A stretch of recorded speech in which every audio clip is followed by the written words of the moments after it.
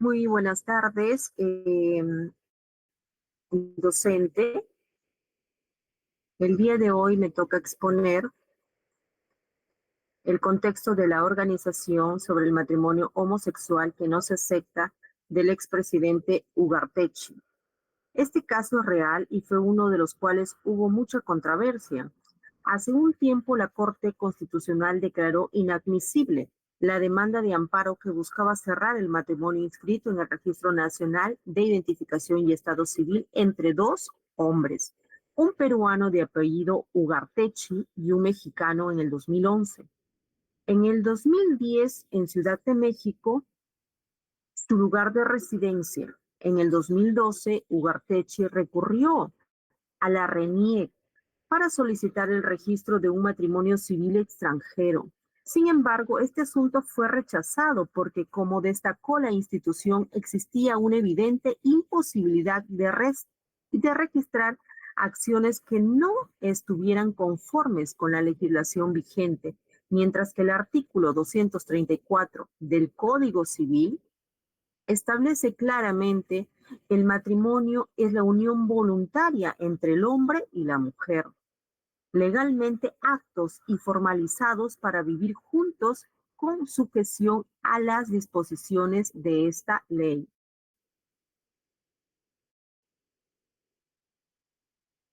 El positivismo excluyente de Kelsen, en el debate reciente sobre el positivismo jurídico, sugiere que la controversia radica en la distinción entre versiones inclusivas y excluyentes. Como punto de partida para distinguir entre estos dos tipos de positivismo resulta útil la tesis o principio de separación.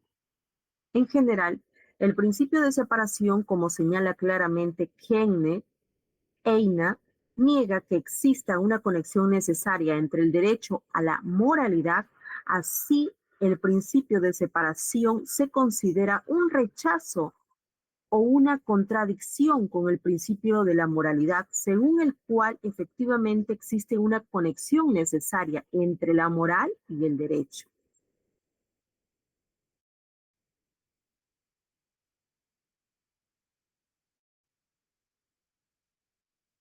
El positivismo, el positivismo incluyente o metodológico de Hart, según la teoría jurídica, se encuentra en un estado de confusión. Es cierto que las fronteras tradicionales entre puntos de vista en competencia se desdibujan hasta tal punto que vale la pena preguntarse a qué se debe tanto revuelo. Y si los personajes principales pasan la mayor parte del tiempo discutiendo infructuosamente como se hablaron idiomas diferentes.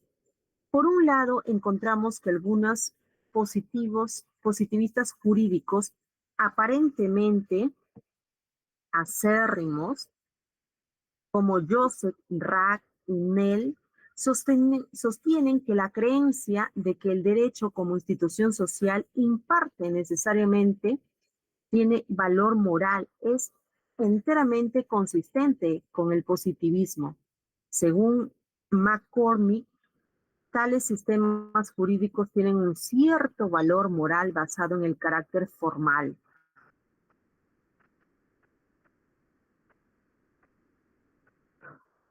El positivismo crítico de Terrajoli señala que existen básicamente dos posibles acepciones del término positivismo jurídico. La primera acepción identifica el positivismo jurídico con el formalismo jurídico y entiende a este último como una concepción o modelo de derecho que tiene como criterio para reconocer la existencia y la validez de las leyes solo la forma de su producción. Independientemente de su contenido, Terrajoli establece acertadamente un contraste entre esta concepción estrecha y lo que él llama constitucionalismo jurídico. Este término se refiere a la visión de que la validez de las leyes depende de la sustancia y por lo tanto del contenido más allá de la forma.